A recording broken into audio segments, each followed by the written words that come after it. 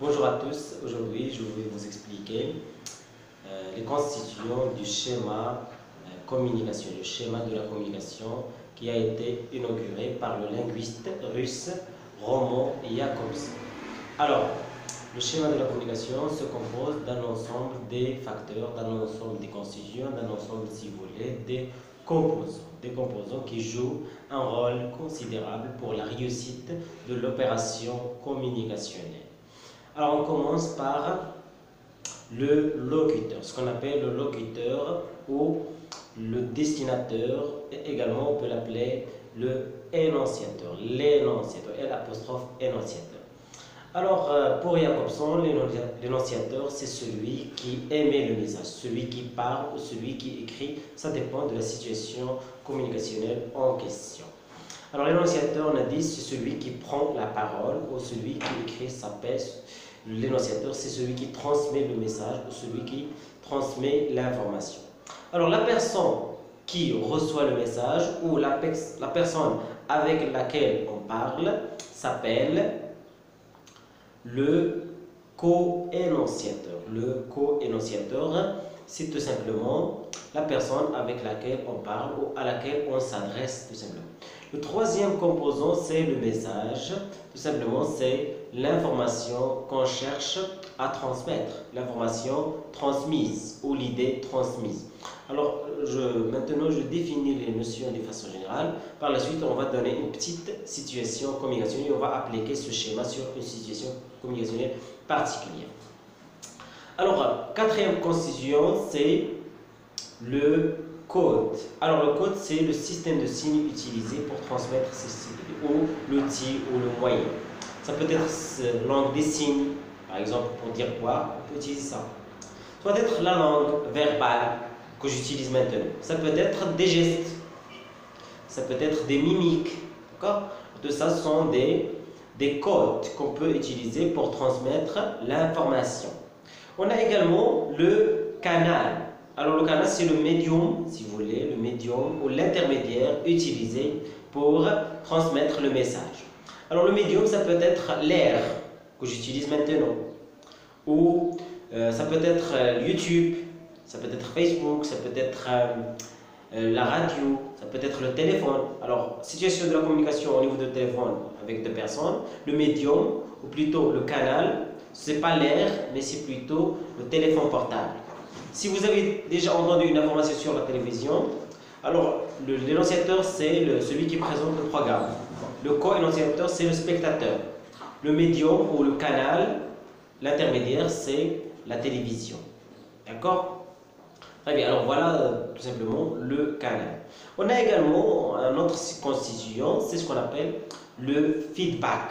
Alors le feedback, un mot anglais, ou la rétroaction. Alors la rétroaction ou le feedback tout simplement, c'est la réponse du co-énonciateur face à la réponse, à la transmission de l'énonciateur. Alors la réponse, c'est tout simplement le feedback. Le feedback, c'est la réponse ou la réaction de l'interlocuteur.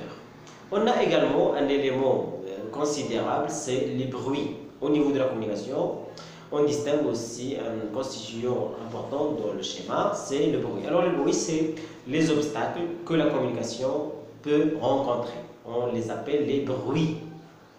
Alors le bruit, d'une façon générale, on entend le bruit, une voix aiguë qui dérange. Mais dans ce sens-là, on signifie par le mot bruit, ça veut dire les obstacles de la communication. Ça peut être le réseau, ça peut être lorsqu'on n'utilise pas le même système de signes. Imagine un anglais et un chinois.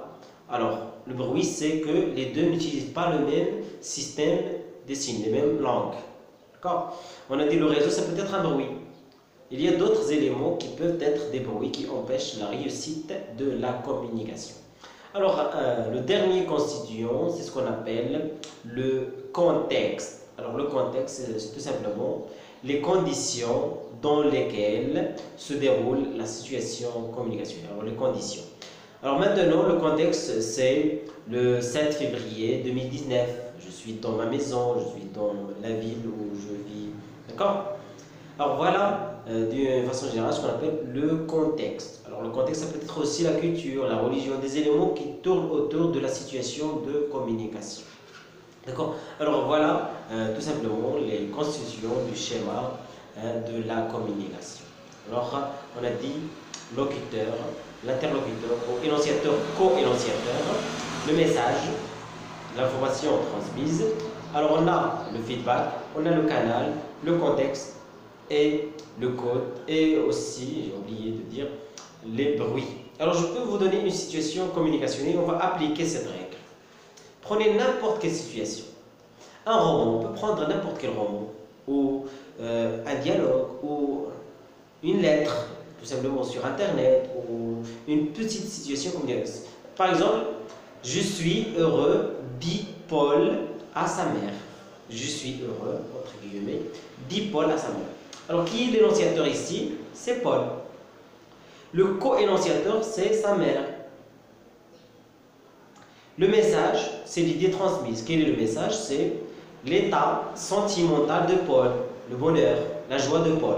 Alors, le message, c'est l'expression de la joie de la part de Paul. Alors, l'idée transmise, on peut la formuler telle que nous voulons. Alors, le feedback, il est absent dans ce cas-là. Alors, la mère n'a pas encore répondu d'après la situation que nous avons. Alors, le feedback, c'est la réponse. Alors, la mère n'a pas répondu dans cette situation. Alors, on dit que le feedback est passif, il n'est pas présent dans ce cas-là. D'accord? Le feedback, parfois peut être présent, parfois peut être absent. Si on est dans un dialogue, le feedback, c'est la réponse que vous allez nous donner. Par exemple, dans un commentaire que vous allez faire sur YouTube, par exemple, ça c'est le feedback écrit. D'accord? Alors, si on entend un programme sur la radio, ça, dans ce cas-là, on ne peut pas donner notre réaction dans ce cas-là. Alors, on dit le feedback est absent. Alors, revenons à notre situation. Alors, le code utilisé dans la situation « Je suis heureux » dit Paul à sa mère. Alors, c'est la langue française, le code. Ce n'est pas la langue des signes, ce n'est pas les gestes, ce n'est pas les mimiques. Alors, le feedback, c'est plutôt le code, c'est la langue française. Le canal utilisé, c'est l'air. Alors, la conversation, les paroles, les mots se passent à travers l'air, les ondes de l'air.